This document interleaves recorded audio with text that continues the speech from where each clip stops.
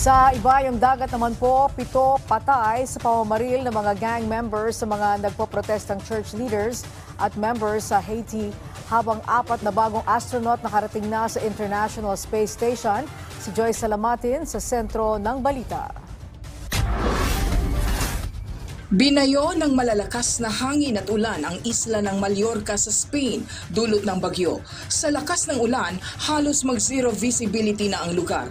Ang cruise ship na ito, inanod na pabalik sa pantalan dahil sa lakas ng alon at hangin. Habang sa videong ito, makikita ang ilang tao na napilitang sumandal sa pader sa takot na baka tamaan ng mga nagliliparang bagay dahil sa malalakas na hangin. Ayon sa Spanish Meteorology Agency, umabot sa 120 km per hour ang lakas ng hangin.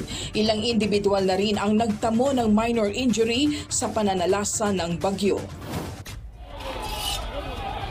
7 ang patay sa pamamaril ng isang gang sa Haiti. Nangyari ito sa pagtitipon ng ilang church leaders na nagmarcha sa Kanaan para iprotesta ang talamak na karahasang dulot ng local gang groups. Kinondena naman ng Center for Analysis and Research in Human Rights ang insidente. Itinakda na sa March 2024 ang federal election trial ni dating US President Donald Trump.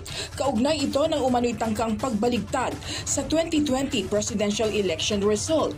Ang naturang kaso sa Washington ay isa lang sa 4 na criminal prosecutions na kinakaharap ng dating presidente. 3, 2, 1, full power.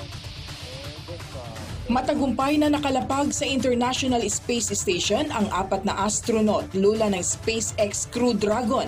Ang 4 na crew ng SpaceX Falcon 9 rockets ay inilunsad sa Kennedy Space Center sa Florida.